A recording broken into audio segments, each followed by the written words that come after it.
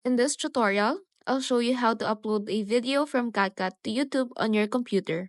Start by opening your project in CapCut and making sure all your edits are complete. When you're ready, go to the top right corner and click the Export button. Adjust your video quality settings if needed. Then click Export again. This will save your video file to your computer.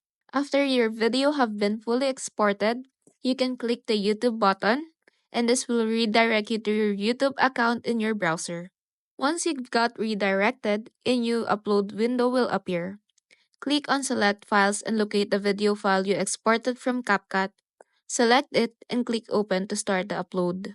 While YouTube uploads the video, you can add a title, description, and tags. You can also upload a custom thumbnail, set video visibility to public, private, or unlisted, and add it to a playlist if you like.